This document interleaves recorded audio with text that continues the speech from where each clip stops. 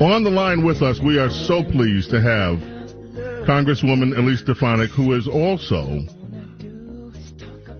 in the leadership. She's chair of the House Republican Conference. Congresswoman, thank you for joining us. Pleasure to have you. Great to be with you, Bo. I'm a big fan. Thank you. I am a huge fan of yours. Let me tell you something. You came to my attention early on during your first term. One of the things that you did was go out yourself and raise money to recruit candidates and help expand this party. You brought in so many qualified women and other candidates in this party. It is remarkable the work that you have done. So I just want to thank you for that. Oh, thanks, Bo. I'm so proud of our incredible House Republican members of Congress. And this last election cycle, we had the most diverse class ever elected. That included a historic number of women. That included Hispanic Americans, Black Americans who were proud Republican candidates. And what's exciting, Bo, is going into the midterms, we're going to even have a stronger class of candidates for this historic election coming up in November. What do you think our chances are, the Republican Party's chances are coming up in the midterms? Well, certainly, I always take nothing for granted. My constituents will tell you that. We run hard on my record of results in my district, and we encourage all candidates and my incumbent colleagues to do that. But the fact of the matter is that we are going to see a red wave, I believe, and Democrats know that. They're running for the hills. That's why you see such a high number of Democrat House members retiring. And, news of the day, if you look at the outcomes last night, we saw historic Republican primary turnout across the board.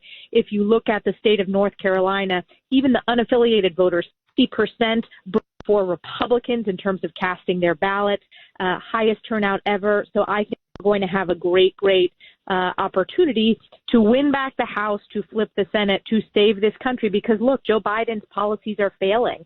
We are seeing historic inflation, the highest in my lifetime, gas prices that make records every single day with how high they are. We're seeing a border crisis, a national security crisis. The list goes on and on of all these failures from far left government. Baby food formula. Who could ever believe that in the United States of America, American parents would have to scrounge, travel for hours to try to find baby formula for their children, while yet in facilities that house illegal immigrants, those facilities are stocked to the brim? Who would believe this is possible? It is hard to believe that is the fact. United States of America. That certainly sounds like a third world country, and we know as Americans it's unacceptable. I was proud to lead the effort speaking out against Joe Biden and the fact that they have mishandled and absolutely tried to brush this crisis under the rug. And you want to know why I care so much about it? Not only because I'm hearing directly from constituents, but I'm a new mom. I am a proud mom of my 9-month-old son, Sam, and he is formula fed. And I started noticing that the shelves became more and more bare. And when there was the announcement in February of the closure of the Sturgis, Michigan plant, I reached out to the FDA, wrote a letter saying, what is the plan for making sure that we have safe access to formula? And also, what is the plan to make sure that we have appropriate supply? We got no response until just last week, Bo. So think about how incompetent Joe Biden's FDA is. Last week, I was proud to lead the House Republicans blasting this administration for their failure to address this crisis.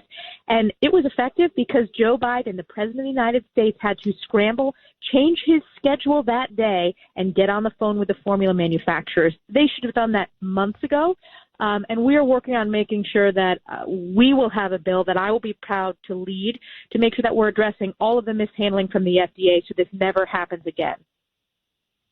Thank goodness. I have to ask you about something that I wish I didn't.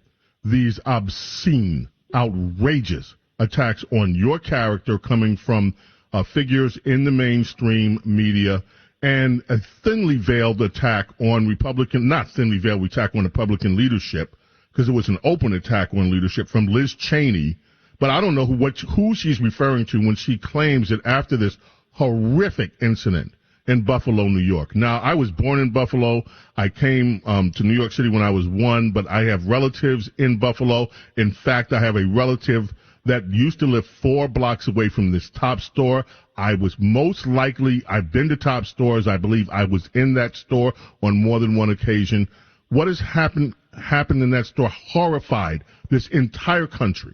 And yet these people on the left have taken after you. They've taken after Tucker Carlson for supposedly touting some replacement theory. But Democrats for the last 2 decades, and I played sound clips of it yesterday, have been talking about, quote unquote, the browning of America. They have been gleefully saying that the demographics in the country are changing, that whites are going to be in the minority, and yet, in the aftermath of this horrific incident, they choose to come and attack you. I didn't understand it. I don't understand it.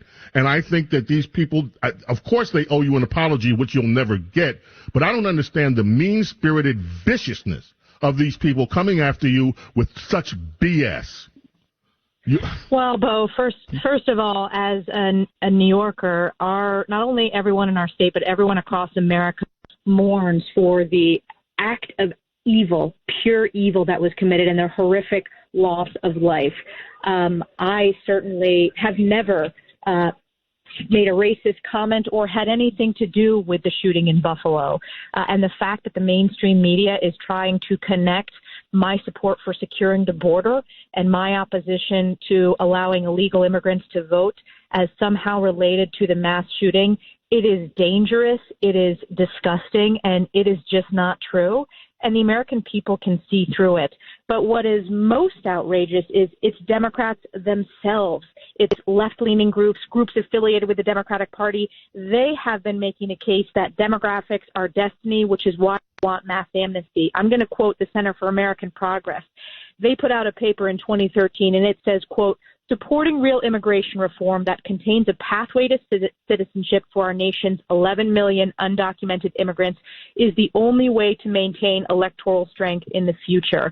So they're actually saying that one of the reasons they want to pursue mass amnesty is for electoral and political purposes. We've seen this in New York City in the municipal elections, the fact that they're allowing illegal immigrants to vote. There is nothing racist about wanting a secure border. And in fact, people of all backgrounds agree with that position. There's nothing racist about saying that I oppose amnesty. People of all backgrounds, the vast majority of Americans agree with that position. And it's been shameful.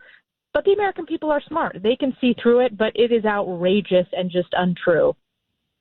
You know, Rush used to say that you can tell who the Democrats are frightened of by who they choose to attack.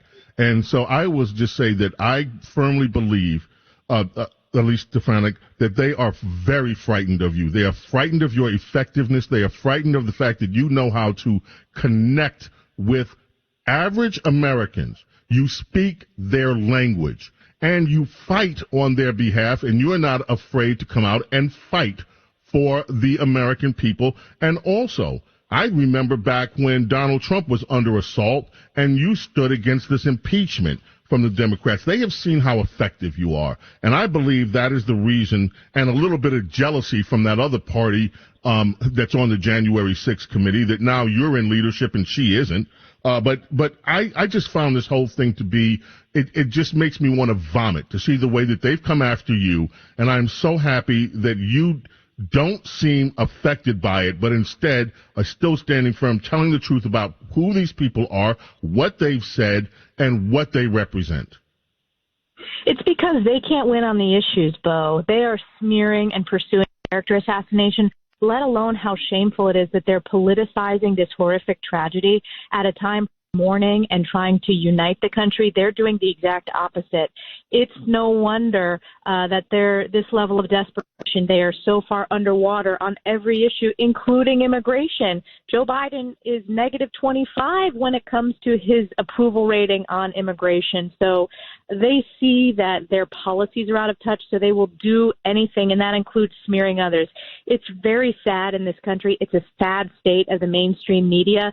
But I always say the American people are smart. They can see through it. But I will tell you, my constituents, they are outraged at this media assault. They are outraged at these lies. And voters of all political parties are going to be energized to vote this November to save this country from this far-left destruction we've seen across the board. Congresswoman Elise Stefanik, thank you so much for joining us.